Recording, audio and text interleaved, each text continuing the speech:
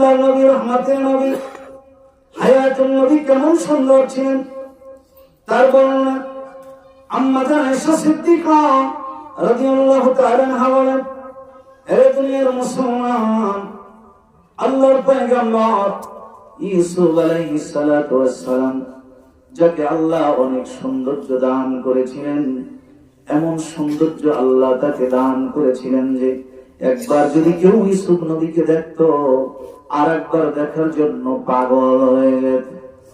আল্লাহর পয়গম্বর হযরত ইউসুফ আলাইহিস সালাতু ওয়াস সালাম অনেক লম্বা ঘটনা, আমি মূল কথাটা বলছি রে বাবা।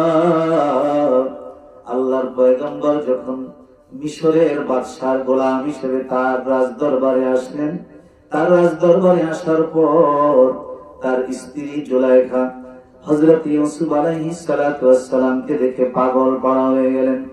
সারা দেশে ছড়িয়ে পড়ল ইউসুফের জন্য, একটা গোলামের জন্য, একটা সাধারণ গোলামের জন্য রাজ দরবারের মধ্যে থেকে একজন রাজরানী কিভাবে তার জন্য পাগল হয়। সমস্ত দেশের বড় বড় যারা শিক্ষিত এবং ধনী ব্যক্তির স্ত্রীরা তারা ইউসুফ আলাইহিস সালাতু ওয়াস সালামের প্রেমে পড়ার কারণে জুলাইখাকে ভৎসনা দিতে লাগলো, নানান রকমের কথা তার বিরুদ্ধে বলতে লাগলো। আল্লাহর পয়গম্বর হযরত ইউসুফ আলাইহিস সালাতু ওয়াস সালাম আল্লাহ তাআলা এমন সৌন্দর্য দিলেন, হযরত ইউসুফের বিষয়ে জুলাইখা চিঠি লিখলেন সারা দেশের যে সমস্ত নারীরা তাকে ভৎসনা দিলেন তাদেরকে, যে আমার বান্ধবীরা তোমরা একবার আমার রাজ দরবারে আসো, আমার মেহমান হও, আমি তোমাদেরকে ইউসুফকে দেখাইতে চাই, তোমরা ইউসুফকে দেখবা, এরপরে বিবেচনা করবা, বিচার করবা আমি কেন তার জন্য পাগল হইলাম। সারা দেশ থেকে যত সম্ভ্রান্ত মহিলা রয়েছে, যত ধনাঢ্য ব্যক্তিদের স্ত্রীরা রয়েছে, সবাই চলে আসলেন। আসার পর একটা বড় কামরার মধ্যে রিসিপশন রুমের মধ্যে সকলের হাতে একটা করে আপেল দিল, কেউ বলেন একটা করে লেবু দিল। এই আপেল অথবা লেবু যখন তাদের হাতে দেওয়া হলো, একটা করে ছড়িয়ে দেওয়া হলো এবং বলা হলো, আমার বান্ধবীরা খবরদার কেউ এখন লেবু কিংবা আপেল কাটবে না, আমি যখন বলবো তখন তোমরা কাটবে, এর আগে কেউ এগুলি কাটবে না। সবাই হাতে নিয়ে দাঁড়িয়ে থাকলেন। আল্লাহর পয়গম্বর হযরত ইউসুফ আলাইহিস সালাতু ওয়াস সালামকে জুলাইখা নিয়ে আসলেন।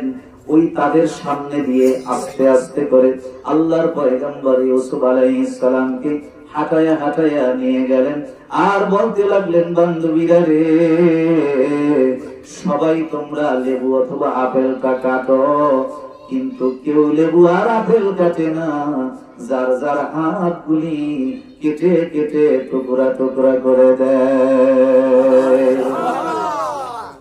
আল্লাহ পয়গম্বর ইউসুফ আলাইহিস সালাতু ওয়াস সালামকে ওখান থেকে বিদায় করার পর জুলাইখা সকল নারীদের সামনে আসলেন। আসার পরে বললেন, কিও বান্ধবীরা, তোমরা না বলেছিলে আমি কেন ইউসুফের জন্য পাগল, কেন আমি ইউসুফকে দেখে পাগল হয়ে গেলাম? তোমরা তো দেখতেছি সবাই রক্তাক্ত, কেউ আপেল আর লেবু কাটলে না, সবাই তোমাদের হাতগুলি কাটলে, হাতগুলি টুকরা টুকরা করলে, কেন করলে? বলতেছে, জুলাইখা, এমন একটা মানুষকে আমাদের সামনে তুমি এনেছো, আমরা তার চেহারার দিক তাকাইয়া আমাদের নিজেদের সেন্স হারিয়ে ফেলেছি।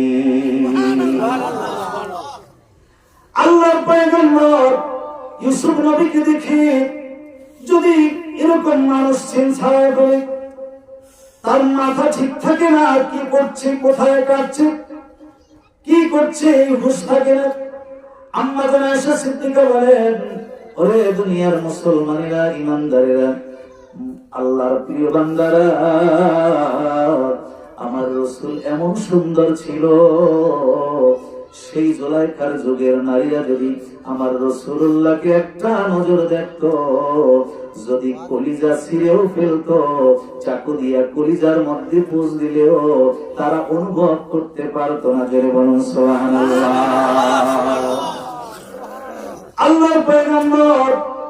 আমার নূর নবীজি হায়াতুল নবী জিন্দা নবী, নূর নবীজি চেহারা মোবারকের দিকে হযরত ওমর তাকায়া তাকায়া দুইটা চোখের পানি ছেড়ে কান্দে। তরবারিটা হাত থেকে পড়ে গিয়েছে। আল্লাহর নবী ডেকে বলে, নবী গো,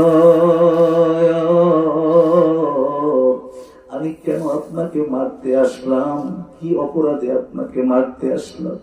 আপনি তো কাউকে কোনোদিন কষ্ট দেন নাই গো নবী। ইয়া রাসূলুল্লাহ, ইয়া হাবিবাল্লাহ, নবী গো, আমার তরবারিটা আপনি হাতে নেন, আমার মাথাটা আপনি কেটে ফেলেন। নবী গো, আমি কেন আপনাকে মারতে আসলাম? আল্লাহ নবী বললেন, ওমর, আমি তোমাকে কেটে তোমাকে হত্যা করে খুশি হব না। তুমি জবানের মধ্যে পড়ে নাও, লা ইলাহা ইল্লাল্লাহু মুহাম্মাদুর রাসূলুল্লাহ সাল্লাল্লাহু আলাইহি ওয়াসাল্লাম। দেখিয়া মন ভরে না গো নবী, দেখিয়া মন ভরে না, যেথায় আমার শাহে মদিনা। মোহাম্মতে বলেন বাবা, দেখিয়া মন না গো নবী, দেখিয়া মন ভরে না, যেথায় আমার আবাবিলরা থাকে রওয়া যায়, কবুতর তার ঠোঁট লাগায়া গম্বুজ চুমা খায়। বলেন আবাবিলরা থাকে রওয়া যায়, কবুতর তার ঠোঁট লাগায়া গম্বুজ